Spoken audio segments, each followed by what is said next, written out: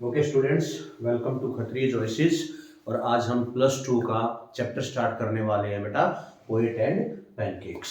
ठीक है, तो बहुत सारे बच्चों ने रिक्वेस्ट की कि सर पोएट एंड पैनकेक्स एक ऐसा चैप्टर है जो हम समझना चाहते हैं, तो इसलिए मैं आपके लिए आज ये वीडियो लेके आया हूँ। चलिए, तो आज हम स्टार्ट करते हैं बेटा हमारी +2 इंग्लिश का, ओके, 12th क्लास की इंग्लिश का चैप्टर पोएट्स एंड पैनकेक्स। ठीक है, इट इज रिटन बाय अशोकामित्रन। इसको किसने लिखा है बेटा? अशोकामित्रन ने लिखा है। ठीक है, उनकी एक बुक है माई ईयर्स विद द वोस।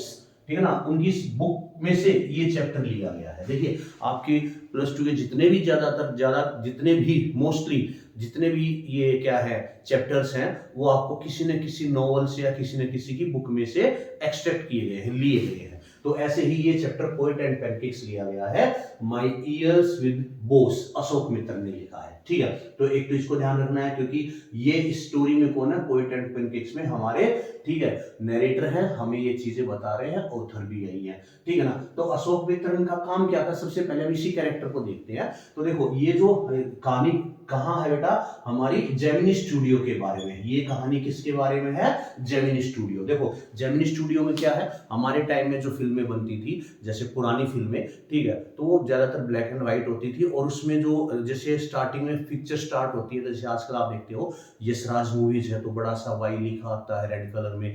ठीक है, इंग्लिश मूवीज में आप देखते हो एक पहाड़ है, पैरामाउंट ऊपर लिखे होते हैं, स्टार्स वगैरह, एक शेर आता है, एक पता नहीं कौन सी उसमें मूवीज की जो स्टार्टिंग होती है। ऐसे ही जो जेमिनी स्टूडियो होती थी उसमें दो छोटे से बच्चे हैं, ठीक है ना, उनके हाथ में ऐसे वो एक बीन सी है और दो बच्चे ऐसे घूमते हुए दिखाई देते हैं, वो उनका लोगो था। ठीक है ना, जैसे राजकुमार की फिल्मों में होता है, तो ऐसे जेमिनी स्टूडियो। तो जेमिनी स्टूडियो कहाँ था बेटा? मद्रास में। ठीक है, ये कहा जाता है, ठीक है ना, ये जेमिनी स्टूडियो पहले क्या होता था बेटा? रॉबर्ट क्लाइव, है ना, एक अंग्रेज अधिकारी थे रॉबर्ट क्लाइव, उसका ये स्टेबल, STABLE, स्टेबल का मतलब आप समझते हो ना, अस्तबल, ठीक है ना, जहां वो अपने घोड़े बांधता था। रॉबर्ट क्लाइव जो एक अंग्रेज अधिकारी थे, देखो हर 10-12 साल बाद चेंज होके आते थे, उनमें से एक था रॉबर्ट क्लाइव। वो आके रुका मद्रास में, उसने वहां कई लड़ाइयां भी लड़ी, ठीक है, वहीं उसने शादी की, ठीक है। और रॉबर्ट क्लाइव का ये अस्तबल होता था जहां घोड़े बांधते थे, लेकिन वो अंग्रेज चले गए, ठीक है, तो उसके बाद ये जेमिनी स्टूडियो बन गया, यहाँ फिल्मों की शूटिंग होने लगी। चलिए, हमने ये पढ़ लिया, ठीक है। तो इसमें जो अशोक मित्रन है, उनका काम क्या था बेटा? सिर्फ ये काम था कि वो पेपर की कटिंग करते थे, न्यूज़पेपर की कटिंग करते थे, पिक्चर्स की, और उनको एक फाइल में अरेंज करते थे कि भाई जेमिनी स्टूडियो में ये इवेंट हुई है, या किसी मूवी का कोई पोस्टर है, कुछ भी ऐसी न्यूज थी, उनका काम था पेपर कटिंग करके और उनको to paste in a file. और उनको ये लगता था कि ये कोई काम नहीं है, सभी सोचते थे कि इस आदमी के पास कोई काम नहीं है, ये सबसे निठल्ला आदमी है जेमिनी स्टूडियो का। चलिए, मैं आपको एक बात और बताता हूँ। जेमिनी स्टूडियो में there were almost 100 people working. ये एक फैमिली की तरह था जिसमें 600 आदमी काम करते थे। चलिए, अब हम चैप्टर के बारे में बात करते हैं कि भाई पोएट एंड पैनकेक्स क्या है। देखिए, वहां जो जेमिनी स्टूडियो थे, बहुत सारे पोएट आते थे, मिलते थे, बैठते थे, डिस्कशन करते थे, ठीक है ना। और पैनकेक्स का मतलब क्या होता है? पैनकेक एक मेकअप मटेरियल था, ठीक है ना, एक ब्रांड था मेकअप मटेरियल का जो यूज करते थे एक्ट्रेस और एक्ट्रेसेस। तो चैप्टर स्टार्ट होता है कि भाई ये जो ट्रक भर भर के आते थे, truck loaded came to Gemini studio. तो इतने क्यों आते थे? Because they were used at, उस टाइम पे सबसे ज्यादा यूज इन्हीं का होता था मेकअप के लिए। चलिए, तो पता चल गया पोएट एंड पैनकेक्स क्या है।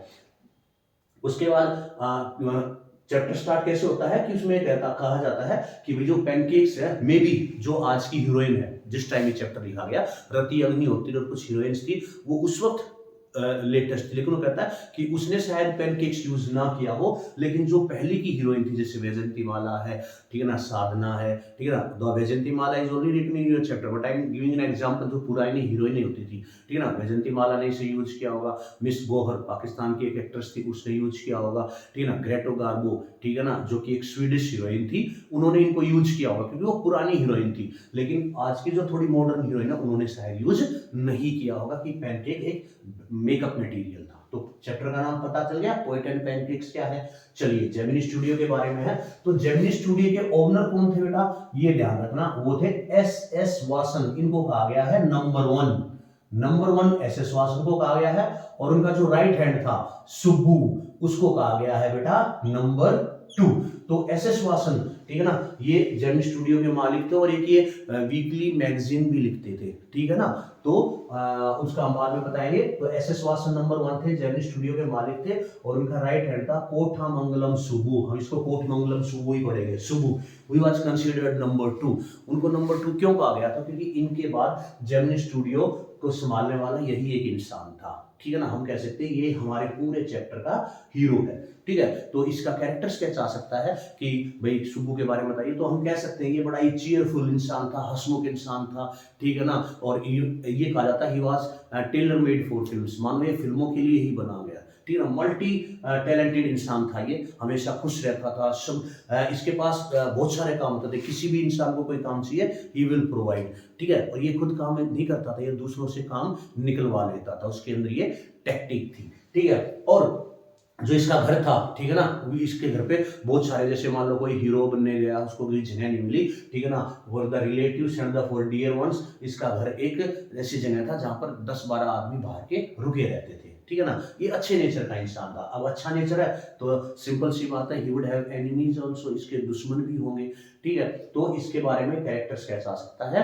ठीक है। ये एक अच्छा पोएट था, अच्छा एक्टर था, ठीक है ना। He prefer to do side roles, ये साइड रोल करता था, कभी लीड रोल के लिए इसने ये नहीं कहा कि भी मैं भी हीरो बनना चाहता हूँ, ठीक है। इसके पास बहुत सारे काम थे, ठीक है ना। अच्छा पोएट था, इसने भी एक, ठीक है ना, अपनी नॉवल लिखी है, ठीक है, इसने पोएट्री की हुई है, ठीक है। तो ये सुब्बू का कैरेक्टर है, नंबर 2 माना जाता है इसको। अच्छा, फिर एक कैरेक्टर है ऑफिस बॉय, ठीक है ना। ऑफिस बॉय क्या है? नाम से बॉय लग रहा है, but he is a man of almost 40 years, ये लगभग 40 साल का एक इंसान है, ठीक है ना। तो ये he came to Gemini Studio to become a actor, मैं एक्टर बनूंगा, ठीक है ना, या मैं एक क्या करूंगा, मैं एक स्टोरी राइटर बन जाऊंगा, ठीक है ना, लिरिस्ट बन जाऊंगा, सिंगर बन जाऊंगा, लेकिन ये कुछ नहीं बन पाया, ठीक है ना। He just became an office boy. What was the work of an office boy? इसका काम था भाई, जो क्राउड शूटिंग होती थी, जो फिल्मों में भीड़ होती थी, भीड़ का रोल दिखा उनका ये मेकअप करता था, ठीक है ना। जैसे अब मेकअप मैन भी, ये टॉप का मेकअप मैन नहीं बन पाया, सिर्फ एक ऑफिस बॉय बन पाया, इसलिए ये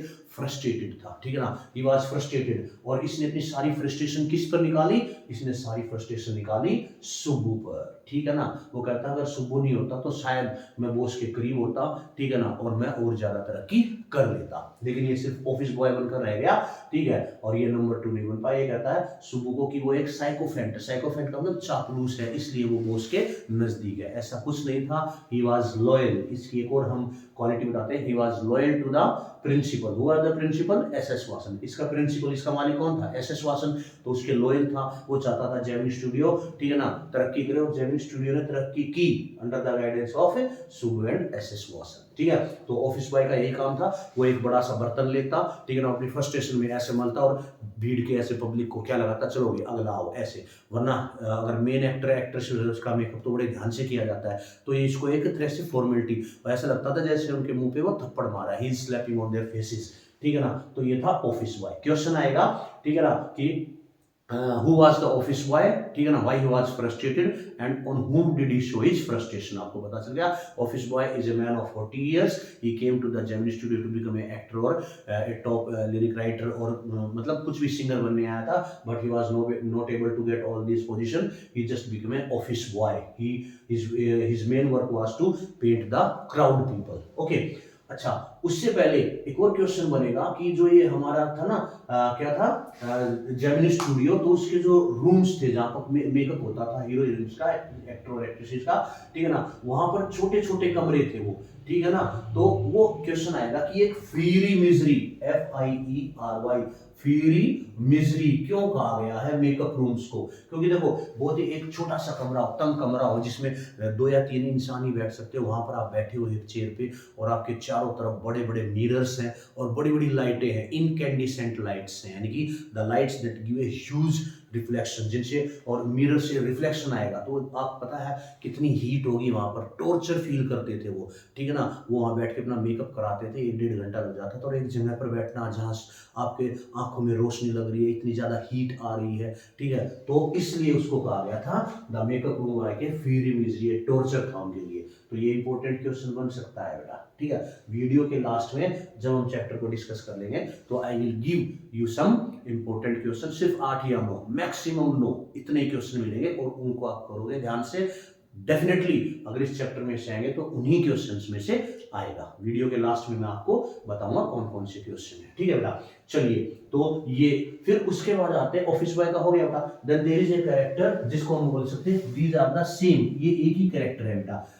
लॉयर बोलो या लीगल एडवाइजर, ठीक है ना। व्हाट वाज द, देखो लॉयर नाम से लग रहा है कि वकील, लेकिन उसका काम नहीं था, ठीक है ना। He was in a story department, ये स्टोरी राइटिंग का जो डिपार्टमेंट था उनका ये हेड था। उसको लीगल एडवाइजर भी बोलते, वो एडवाइस करता रहता था, ठीक है ना, इस तरीके से काम करना चाहिए, ठीक है। तो इसने क्या किया, ये बंदा लीगल एडवाइजर, अच्छा ये भी आएगा, क्वेश्चन बनेगा हाउ वाज द लॉयर और the legal adviser different from the rest of the people in the Gemini studio. Gemini studio में बाकी थे उस वक्त, देखो पुराने समय की बात है ये, तो उस वक्त खादी पहनते थे लोग, धोती कुर्ता पहनते थे, लेकिन ये बंदा जो था ये टाई और कोट पैंट में आता था, तो सबसे अलग लगेगा ही वाज डिफरेंट, ठीक है ना। And he was disliked by most of the people in the story department. इसके डिपार्टमेंट में जो लोग थे उसको पसंद नहीं करते थे। इस बंदे ने क्या किया, एक बार देयर वाज एन एक्ट्रेस, एक एक्ट्रेस थी, वो शूटिंग चल रही थी, तो जैसे पता भी मेरा मेकअप मैन नहीं आया, कुछ भी प्रोड्यूसर टाइम पे नहीं आया, उसको थोड़ा दुखी कर रहा है, तो वो सी स्टार्टेड शाउटिंग, वो जोर जोर से चिल्लाने लगी। और इसने क्या किया, ही स्टार्टेड हर रिकॉर्डिंग, उसकी रिकॉर्डिंग स्टार्ट कर दी इसने, और फिर बाद में उसको सुनाया सबके सामने। तो सी वो हीरोइन बड़ा, जो कि मतलब she was a talented actress, और उसका मतलब करियर ऊपर चल रहा था, लेकिन इस इंसिडेंट से, ठीक है ना, सी डिक्लाइन, वो उसका कैरियर बिल्कुल खत्म हो गया उसकी इस एक गलती की वजह से, कि उसने उसकी बातें रिकॉर्ड की जो प्रोड्यूसर के बारे में कह रही थी गुस्से में, और उसने उसको प्ले कर दिया, ठीक है। तो लीगल एडवाइस, ये लॉयर था, ये आ सकता है हाउ ही वाज डिफरेंट, तो आपको पता है कि भाई ही वाज मतलब वो भीड़ से अलग था, बिल्कुल साफ अलग दिखाई देता था, ठीक है ना। He was not liked by the people in the story department, और इसकी इसी हरकत की वजह से एक अच्छी एक्ट्रेस का क्या हो गया, डाउनफॉल हो गया, उसका कैरियर खत्म हो गया। लेकिन कहते हैं ना, जो दूसरों का अच्छा नहीं कर सकता उसका अच्छा कहां से होगा। तो इसी को इसने एस वासन से परमिशन ली कि सर मैं एक मूवी बनाना चाहता हूँ, तो उसने उसको इजाजत दे दी, बट वो मूवी बुरी तरह से फ्लॉप हो गई। उसने जितना ही पैसा लगाया, तो एस वासन ने सोचा ये स्टोरी डिपार्टमेंट किसी काम का नहीं है, तो उन्होंने इसको बंद कर दिया, and he lost his job, और इसकी नौकरी चली गई। ऐसे आ सकता है how the lawyer lost his job from the Gemini studio. तो सबको पता है that he wanted to make a movie and the S Vasan provided him a chance, but the movie didn't work, उसने अच्छा काम नहीं किया, ठीक है ना, मूवी नहीं चल पाई, ठीक है ना। And then he close the story department and thus he lost his job. ये क्वेश्चन सिर्फ इतना बनेगा लीगल एडवाइजर और हमारे लॉयर का। चलिए, अब जो सबसे इंपॉर्टेंट है वो है आपका 6th और 7th, मैं इसको कंसीडर करूंगा मोस्ट इंपॉर्टेंट, इसको ध्यान से पढ़ लेना बेटा, ठीक है ना। तो स्टोरी में आगे बताता है, ठीक है ना, अशोक मित्रन की 2 इवेंट्स हैं, ये तो वो कैरेक्टर स्केच, लीगल एडवाइजर या लॉयर, ऑफिस बॉय का, कोर्टमंगल सुबू का, एस वासन का, ये हम कैरेक्टर के रूप में आ सकते हैं, ठीक है। अब MRA, ठीक है ना, तो देखिए क्या था, ठीक है ना, फ्रैंक बुचमैन, ठीक है ना, एक आदमी है, उसकी एक यू कैन से ग्रुप है जिसको बोलते हैं MRA, मोरल रीअरेंजमेंट आर्मी, ठीक है ना। इसमें लगभग 200 आदमी थे बेटा, 200 आदमी, ठीक है ना। वो क्या थे, ठीक है ना, they are foreigners, they came to India in 1952। कब आए थे बेटा ये, 1952 में ये मद्रास आए, ठीक है ना। और इन्होंने स्टे कहां किया, इन्होंने स्टे किया हमारे जेमिनी स्टूडियो में।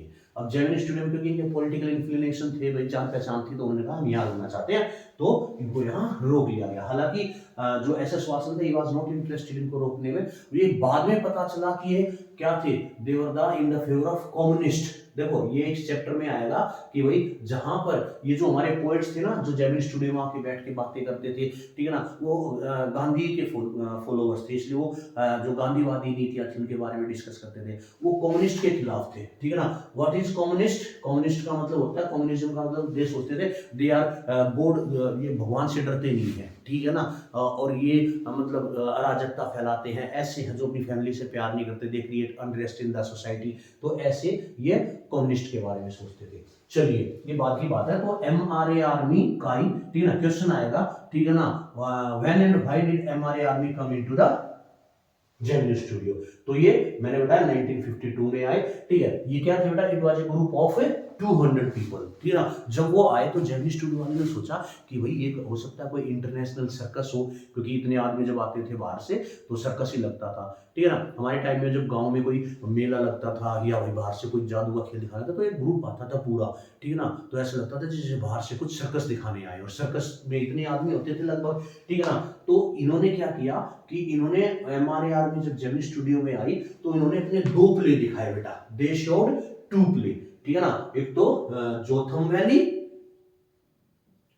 और दूसरा था बेटा the forgotten factor, the forgotten factor, ठीक है ना। ये 2 प्ले इन्होंने दिखाए और ये प्ले इतने शानदार थे, शानदार का कहने का मतलब, ठीक है ना, एक नॉर्मल मैसेज था उसमें, ठीक है ना। क्योंकि देखो जेमिनी स्टूडियो भी है तमिल के बारे में है, वो भी एक तमिल मूवीज बनाते थे, तमिल ड्रामा करते थे, तो इन्होंने भी आके अपने 2 स्टेज पर 2 ड्रामे दिखाए, जोथम वैली और द फॉरगॉटन फैक्टर। लेकिन इनकी मेन बात क्या थी कि इनका जो सेट था, ठीक है ना, जो सेट बनाते हैं वो बड़ा जबरदस्त था। इन्होंने जो आर्टिस्ट ने जो कॉस्ट्यूम पहनी थी वो बड़ी जबरदस्त थी। 2 चीजें याद रखना, the set and the costume used by these MRA army were very effective, और इनका असर इन पर क्या जेमिनी स्टूडियो वाला पर इतना पड़ा कि भाई उन्होंने अपने आने वाले, ठीक है ना, जो भी ड्रामा करते थे, जो भी स्टेज पर करते थे, तो उन्होंने इनकी नकल करनी स्टार्ट कर दी। इन्होंने क्या दिखाया, सनसेट, ठीक है ना, और सनराइज के सीन दिखाए, भाई सूरज जैसे नाटक शुरू होता है तो सूरज कैसे निकलता है ऐसा सीन दिखाया, पीछे बना दिया अभी पहाड़ियां है, सूरज निकल रहा है, और फिर शाम को सूरज ढलता है। सनसेट और सनराइज के इन्होंने बहुत अच्छे सीन दिए, और वही इन्होंने फॉलो किए तमिल स्टेज कलाकारों ने, काफी सालों तक उसको फॉलो करते रहे। और इन्होंने एक और चीज, जो जैसे हमारा जो देखते होंगे पहले टाइम पे जो नाटक होता था, पर्दा ऐसे गिरता था या ऐसे हटता था, लास्ट में ऐसे बंद होता था, they were also followed by them, ठीक है ना। तो ये MRA army, it was a group of 200 people who came to Gemini Studio in 1952 in Madras. They stayed there for a while, they showed their 2 places, Jotham Valley और forgotten factor, ठीक है ना। They give a simple message and the, ये अच्छा इनके, अब देखो मान लो आपके घर कोई मेहमान आते हैं, 3-4-5 मेहमान आ गए, तो आपका जहाँ आप सोते हो आप शायद वहाँ ना सो पाते हो, वो आके आप उनको जगह दोगे, उनकी देखभाल करोगे, उनके लिए गर्म पानी, ठीक है ना, खाने का बंदोबस्त, तो आपका डेली रूटीन चेंज हो जाता है, ठीक है ना, उसमें आपको इंटरेस्ट भी आता है। तो सिमिलरली जो इनका डेली रूटीन था, इनका जेमिनी स्टूडियो वालों का, इनके आने से वो चेंज हो गया, ठीक है ना। इनको थोड़ा इंटरेस्ट आया और इनके नाटक को बार बार देखते तो बहुत कुछ सीखने को मिला। Main set, costume and the sunrise and the sunset जो उनका उन्होंने इसमें दिखाया था। तो फिर ये MRA आर्मी चली गई यहाँ से, ठीक है ना। बाद में पता चला था उनको कि वो ये तो भाई जो कम्युनिज्म था उसको अपना बढ़ावा देने के लिए, उसको सॉरी उनके एंटी थे, बढ़ावा देने के लिए उनके एंटी थे, और उनको वो उनका मेन मकसद था ये अपना मकसद पूरा करना। तो ये था MRA army, moral rearmament Frank Buchman army की आए थे मद्रास में, ठीक है बेटा।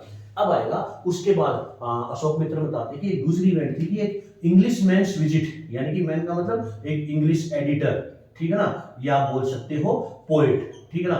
तो हमारा जो SS वासन है वो लोगों का था अभी, क्योंकि ये भी एडिटर थे एक वीकली मैगजीन के, ठीक है ना, और ये भी एक एडिटर है। तो वो कहता है कि भाई एक एडिटर आएगा, एक इंग्लिशमैन आएगा, ठीक है ना, और वो हमें उसका स्वागत करना है। तो सबको पता कि हाँ एक इंग्लिश ब्रिटिश मैन आ रहा है, एक विजिटर आ रहा है, हमें इसका स्वागत करना है, सब तैयारियों में लगे हुए।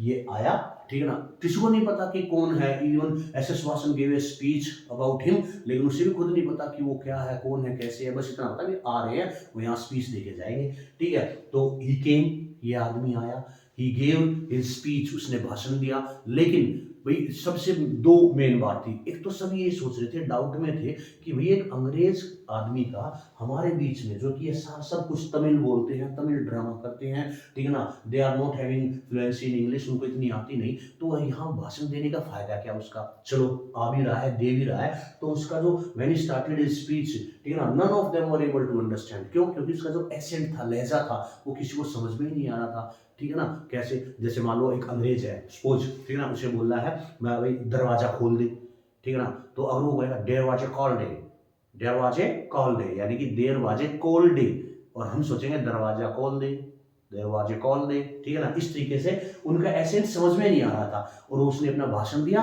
Then he went away. यहाँ क्वेश्चन क्या बनेगा बेटा, why was the English man's visit क्या थी, एक उसकी विजिट क्या थी बेटा, एक मिस्ट्री क्यों थी, why was it visit a mystery because when he came he gave his speech, none of them were able to understand, ठीक है ना, the accent was very different, तो that's why, ठीक है ना, he came, he didn't tell about himself, उसने अपने बारे में कुछ नहीं बताया, भाषण दिया for half an hour and more than half an hour, then he went away without saying anything about him. सब सोच रहे भी कौन था, क्या बोल के चला गया, that's why it was a mystery, ठीक है ना। बाद में पता चला, ठीक है ना, हमें बाद में पता चलेगा कि वो जो आदमी आया था वो कौन था, स्टीफन स्पेंडर, ठीक है ना, एक बहुत बड़े, ठीक है ना, पोएट है। आपकी जो सेकंड पोएम है, I think elementary classroom slum, ठीक है ना, दैट पोएम वो इसी ने लिखी है, स्टीफन स्पेंडर ने, बट वो आपके सिलेबस में की बात नहीं है बेटा, ठीक है ना, एन एलिमेंट्री स्कूल ने स्लम, ठीक है ना, वो इसी ने लिखी थी, स्टीफन स्पेंडर ने। बाद में पता चलेगा स्टोरी के लास्ट में कि वे जो बंदा आया था वो स्टीफन स्पेंडर था। कैसे पता चलेगा कि हमारे जो ये राइटर है अशोक मित्रन, ठीक है ना बेटा, ये क्या है, ये पोएट है, ये मतलब पार्टिसिपेट करना चाहते थे एक पोएट्री उसमें, तो उनको पता चला कि द हिंदू न्यूज़पेपर में भाई जो एक ब्रिटिश एडिटोरियल है द इनकाउंटर, ठीक है ना, वो क्या कर रहा है, वो भाई एक मौका दे रहा है पोएट्स को पार्टिसिपेट करने का, तो वो इसमें पार्टिसिपेट करना चाहता था, ठीक है ना, पोएट्री में। तो उन्होंने, अब उसे ज्यादा पता नहीं था भी क्या है कैसे है कहाँ पार्टिसिपेट कर रहा है, तो वहाँ ब्रिटिश काउंसिल ऑफ लाइब्रेरी में गया और उसने द इनकाउंटर मैगजीन पढ़ी, और उस इनकाउंटर मैगजीन में उसने देखा ओहो इसके राइटर कौन है, स्टीफन स्पेंडर। उसमें 6 अलग अलग राइटर्स ने, ठीक है ना, अपने क्या दे रखे थे, अपने व्यूज दे रखे थे, तो वहां उसे पता चला ओहो जो आदमी आया था वो तो स्टीफन स्पेंडर था, ठीक है ना। तो वहां जाके उसे पता चला, एक बुक थी, जब हम जेमिनी स्टूडियो, जब इसने नौकरी छोड़ दी, बूढ़ा हो गया, पता नहीं रिटायर हो गया, तब ये एक दिन कहाँ गया, ठीक है ना, अब बुक्स खरीदने का इसे शौक था, 5 रुपए में किताबें मिलती थी, ठीक है ना, सॉरी 5 रुपए ज्यादा बोल दिए, 50 पैसे में किताबें मिलती थी, ठीक है, और उसने एक बुक खरीदी, क्योंकि इतना पैसा था नहीं इसके पास, अब वक्त बहुत है, जब जेमिनी स्टूडियो में था तब पैसा था, वक्त नहीं था, अब इसके पास वक्त बहुत है, पैसा कम है, तो इसलिए जब वो किताबें थोड़ी पुरानी हो जाती थी जो सस्ते रेट में लेके खरीदता था, तो इसने एक बुक खरीदी जिसका नाम था द गॉड दैट फेल्ड, ध्यान रखना बेटा, पूछ सकते हैं, द गॉड दैट फेल्ड। उसमें देखा कि भाई हाँ इसमें 6 राइटर्स ने अपने अपने अपने पॉइंट लिख रखे हैं, और उनमें से एक कौन था, स्टीफन स्पेंडर। जब उसके बारे में पढ़ा तो उसे लगा हो मेरा, he felt like that he has found his lost brother, वे जिसके बारे में सब ढूंढ रहे थे, कौन था वो इंसान जो हमारे यहाँ पर आया था जेमिनी स्टूडियो में, अब इसे पता चला कि वो स्टीफन स्पेंडर थे। तो ये है हमारी बेटा पोएट एंड पैनकेक्स की क्या पूरी समरी। तो आई होप आप लोगों को समझ में आ गई होगी पोएट एंड पैनकेक्स क्या है। तो मैं आपको फिर बताता हूँ, this chapter is written by Ashokamitran. Pancakes हमारे क्या क्या है, मेकअप मटेरियल ब्रांड का नेम है जो यूज करते थे एक्टर और एक्ट्रेसेस, ठीक है ना। एसएस वासन इसके मालिक थे, जिसको नंबर 1 कहा गया है। कोटमंगलम सुब्बू नंबर 2 है। इसका कैरेक्टर्स क्या चाहता है, ही वाज चीयरफुल, हमेशा मतलब खुश दिखने वाला जिंदा दिल इंसान था, वो हमेशा दूसरों की मदद करता था, ठीक है। तो you can write all these things, he was tailor made for films, ठीक है ना। He was a good speaker also, he was a good actor also, ठीक है ना। He never did the main lead role, इन्होंने कभी नहीं किया, साइड रोल किया, and the role he played was very always effective. और हाँ, जब भी एक मतलब कोई डायरेक्टर या प्रोड्यूसर को कोई भी दिक्कत आती थी किसी सीन को कैसे फिल्माना है, how to create the story if he having some doubt, तो if Kothamangalam Subbu was around, वो आसपास होता था, तो किसी को कोई दिक्कत नहीं होती थी, क्योंकि ये एक के नहीं 2 3 4 ही गेव 4 और 5 solution to the problem they were having, ठीक है ना। और he was loyal to SS Vasan, SS Vasan के काफी लॉयल था, हमें पता है, ठीक है ना। फिर ऑफिस बॉय का आ सकता है, ऑफिस बॉय का मैंने बता दिया था, ठीक है ना। फिर लॉयर और लीगल एडवाइजर एक ही है, ठीक है ना। How he lost his job, ये आ सकता है, हमारे आर्मी क्या करने आई थी वो आप बता सकते हो, ठीक है ना। इंग्लिशमैन्स विजिट, ठीक है ना। स्टीफन स्पेंडर मिस्ट्री, क्योंकि वो एक क्या था बेटा, उसका जो भाषण दिया उसने, वो जो लहजा था, एसेंट था, it was not understood by the people. फिर इनकाउंटर एक जो मैगजीन थी, उसमें हमारा ये जो अशोक मित्रन पार्टिसिपेट करना चाहता था, और बाद में वहीं से उसे पता चला कि भी जो आदमी जो इंग्लिशमैन जो आया था वो स्टीफन स्पेंडर था। तो ये थोड़ी बहुत चीजें हमें याद रखनी है, ठीक है ना। अब मैं आपको 8 या 9 क्वेश्चन अभी लिखूंगा और उनको उसी वक्त समझा दूंगा कि उसमें लिखना क्या, they are the most important. फिर हमारा poet and pancakes chapter complete हो जाएगा बेटा। तो पहले आप इसका एक स्क्रीनशॉट ले लीजिए, ताकि आपको याद रहे कि आपने इसमें क्या क्या पढ़ा है, ठीक है। जल्दी से एक स्क्रीनशॉट ले लीजिए बेटा। आई hope you have taken the screenshot. मैं जो आपको बताना चाहता था बेटा, एसएस वासन जो वीकली मैगजीन लिखते थे, द वीकली मैगजीन, ठीक है ना, जो लिखते थे उसका नाम क्या था बेटा, आनंद विकेतन। एक नंबर में पूछ सकते हैं, ठीक है। और कोटमंगलम सुब्बू ने जो नॉवल लिखी थी उसका नाम था बेटा थिलाना, वैसे इसको सिलाना भी पढ़ सकते हैं आप, थिलाना मोहनम्बलम, ठीक है ना, मोहन एम बल, ऐसे याद करो, मोहन अम्बल, ठीक है ना, थिलाना मोहन अम्बल, ठीक है ना, उसने लिखी थी नॉवल, और आनंद विकेतन के ये वीकली मैगजीन के राइटर थे। तो इसको भी आप नोट कर लीजिए, एक स्क्रीनशॉट ले लीजिए। इसको ध्यान रखना कि जेमिनी स्टूडियो में 600 मेंबर्स थे और जो MRAR में आई थी उसमें 200 थे, ठीक है ना। इन चीजों का ध्यान रखना बेटा, ये दो चीजें हैं जो एक नंबर में आपसे पैसेज में पूछी जा सकती है। I hope you have taken the screenshot. चलिए, मैंने आपको कहा था कि लास्ट में we are going to discuss the important questions.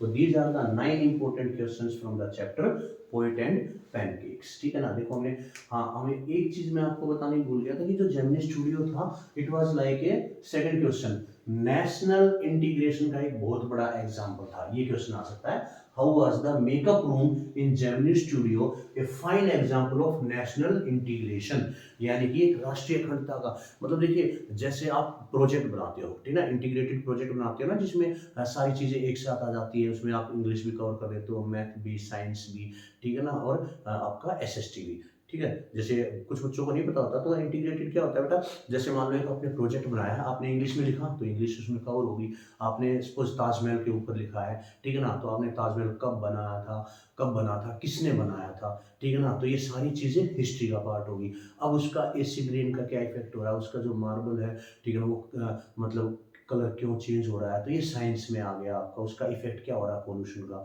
ठीक है, तो ये साइंस में कवर कर दिया। उसका एरिया कितना है, जो डोम है वो किस शेप में है, ठीक है ना, तो ये मैथ में आ गई। तो आपने ये सारी चीजें प्रोजेक्ट में ऐसे, तो ये कहता है कि जो जेमिनी स्टूडियो था ना बेटा, वो नेशनल इंटीग्रेशन का एक फाइन एग्जांपल था। कैसे? क्योंकि देखो, जो सबसे पहला इसका जो हेड था मेकअप रूम का, वो एक बंगाली था, ठीक है ना, उसके बाद एक महाराष्ट्रियन आ गया, फिर एक कन्नड़ था, ठीक है ना, फिर उसके बाद, ठीक है ना, महाराष्ट्र के बाद एक कन्नड़ आ गया, फिर उसमें ऐसे ही भाई काम करने वाले ब्रह्मा से भी थे, ठीक है ना, आंध्र प्रदेश से भी थे, तो बहुत सारे अलग अलग स्टेट्स के लोग यहाँ पर काम करते थे। इसलिए the makeup room of Gemini studio was a fine example of A national integration, एक ही जगह पर, यानी कि एक मिनी भारत की तरह बोल सकते हैं उसको, ठीक है। तो आप इसमें लिख दोगे, ठीक है ना, the head was headed by first a Bengali, then it was replaced by a Maharashtrian, and then we can see that lot of people from different states, from Andhra Pradesh, from Tamil Nadu, ठीक है ना,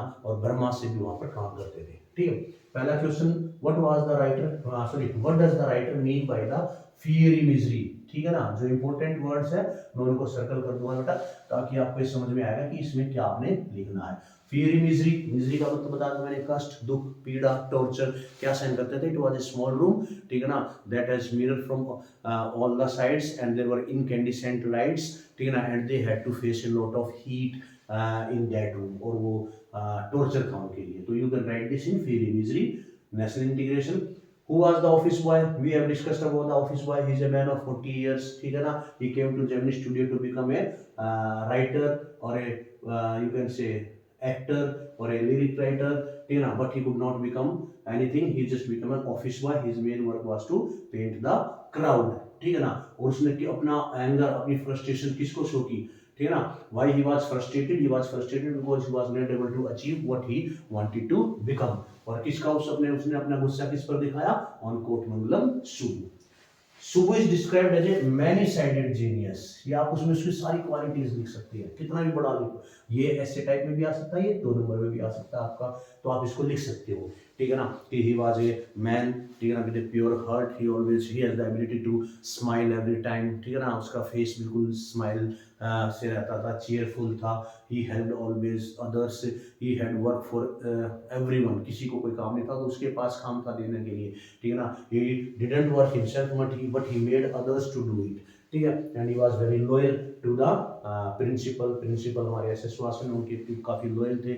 He has many qualities, like he was tailor made for films, he was a good poet also, he was a good writer also, he was a good actor also, ये सारी चीजें आप बढ़ा चढ़ा के लिख सकते हो उसमें, ठीक है ना। उसने कौन सी, आपने मैंने बताया था थिलाना मोहनबलम, उन्होंने क्या लिखी थी, अपनी एक नॉवल लिखी थी, और कॉमन पीपल, बिल्कुल सिंपल लैंग्वेज में लिखा था, so that the common people could understand it, ठीक है ना। तो आप ये लिख सकते हो सुबू के कैरेक्टर में, and he had enemy also, ठीक है ना, उसके दुश्मन भी थे। आप ऑफिस बॉय के बारे में लिख सकते हो, he said that he was a sycophant, मैंने बताया था ना, चापलूस करके जो अपनी पोजीशन बनाए रखता है, ये इसकी थिंकिंग थी जिसके लिए, हालांकि ऐसा इंसान नहीं था, he was a very good, हम कह सकते हैं he was our hero. Okay, what made the lawyer, जो वकील था, stand out from the others, दूसरों से वो कैसे स्टैंड आउट करता था, कैसे अलग रहता था, ठीक है ना। All the man in the Gemini studio wore khadi, ठीक है ना, except this person, he used to wear a tie, coat and a pant, ठीक है ना, that's why he stand out from the rest of the others. And how did he lose his job, वो बता देना, he lost his job once an actress was shouting at the producer, ठीक है ना, she was blaming or she was changed something, he recorded it and then he played it, ठीक है ना। the career of the actress spoiled, ठीक है ना, and he wanted to make a movie, S.S. Vasan gave him a chance but the movie didn't work, it flopped, ठीक है ना, and S.S. Vasan decided to close the story department. After closing the story department, close हो गया, तो इसका chapter भी close हो गया, thus he lost his job. Next है, व्हाट वाज द MRARB, हमने किया था MRARB का क्या था, एक मोरल रीअरेंजमेंट थी, फ्रैंक बुचमैन की, मैंने बताया था बेटा, फ्रैंक बुचमैन की एक ग्रुप था ऑफ 200 पीपल, 200 आदमियों का, जो जेमिनी स्टूडियो में कब आया था बताइए, 1952 मद्रास में, ध्यान रखा बड़ी चीजें, ठीक है। तो ये आया था, ग्रुप था, उन्होंने अपने 2 नाटक दिखाए थे, मैंने बताया था, नाटक में बार बार नहीं बताऊंगा, आपको बता, जोनाथन वैली और, ठीक है ना, द फॉरगॉटन, पता नहीं क्या था, द फॉरगॉटन मैटर या फैक्टर, सॉरी फैक्टर, ठीक है ना। उसमें उन्होंने जो मेन काम क्या था, how did it influence the stage player of the will, ठीक है ना, they were influenced by them, ठीक है ना, they watched it again and again, daily होते थे उनके शो, पब्लिक तो देखती थी, लेकिन जो काम करने वाले थे वो तो वहीं रह गए, वो देखते थे। और उन्होंने जो सनराइज सनसेट का था, ठीक है ना, उनके जो सेट अरेंज करने का जो तरीका था, उनकी जो कॉस्ट्यूम थी वो बड़ी अच्छी लगती थी, वो इफेक्टिव थी, हाई रेट की थी वो, तो that affected the Tamil stage and they followed it for many years. Why was the Englishman's visit, कौन था इंग्लिशमैन विजिट बताइए जल्दी से, ठीक है ना, इंग्लिशमैन कौन था जो विजिटर था, बाद में हमें पता चला, उस वक्त तो हमें भी नहीं पता था, लास्ट में पता चला स्टोरी के, ही वाज स्टीफन स्पेंडर।